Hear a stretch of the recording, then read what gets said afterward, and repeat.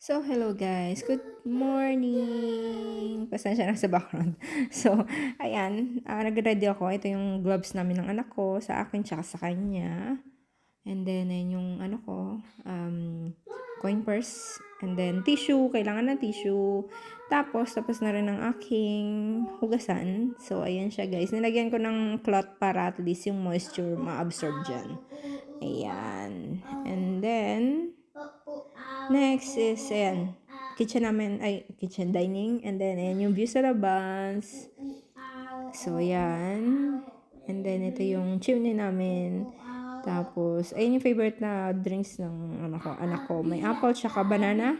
And then, ayan naman yung view sa likod. Tapos, ito naman yung view sa gilid. Ayan, pasensya sa anak ko. Ayan, so lalabas na kami. Ayun yung mga mga bin. So, green bin ngayon. So, ayan. Kaso hindi pa dumarating. Inano ko muna, minugod ko muna, tapos binili ko ulit. So, ayan na, naglalakad na kami. Yun yung neighborhood namin. Ayan. So, din ako ng, ano, ang tawag dito? This one. Eco bag. Nagyan kong gloves yung anak ko. So, yan. Lakad-lakad lang kami. Medyo struggles a little kasi, pababa yung Ayan. So, yan yung view namin. Sobrang nakaka-relax talaga yan, guys. Pag, you know. So, medyo struggles kasi, pababa. Kaya dahan-dahan lang talaga. So, ito, school yan. Ayan. May bus dyan. Ayan, school yan. Ang ingay ng mga bata. Oh my God. So, yan. Lakad-lakad lang kami. Ayan, pumunta ako sa gilid ulit.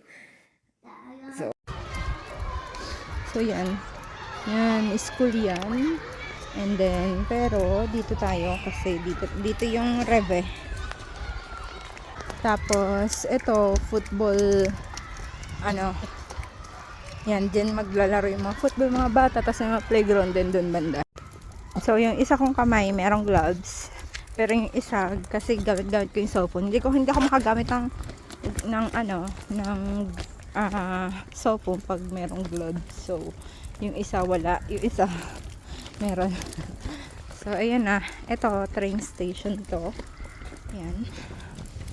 Tapos, diretso pa kami. Pupunta kami sa underground. Hindi kami lulusot. Papunta doon sa, Reve. Lusot na Reve na groceryhan nila. So, ayan yung train station.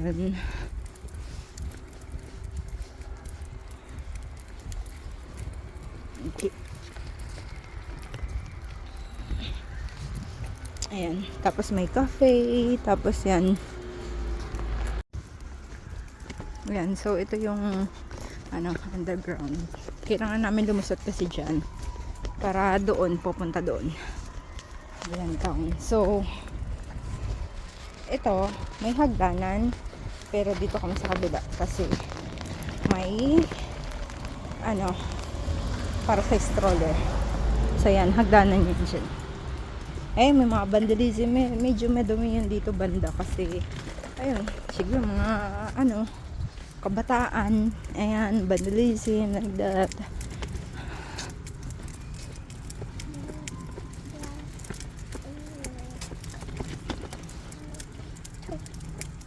Sasweta yung anak ko. May inuubo siya. Grabe kasi ang lamig dito, guys.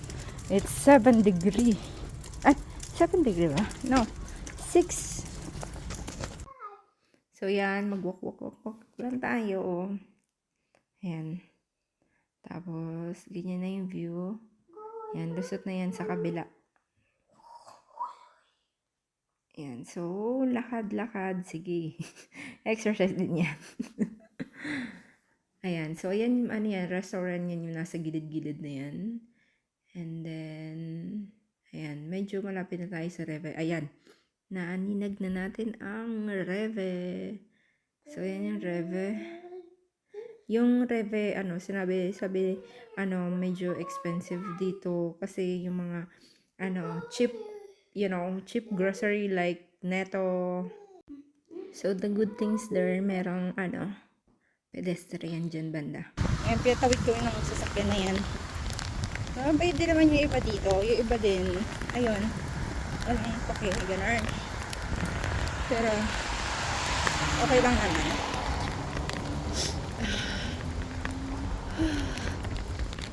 Skull. Oh my God.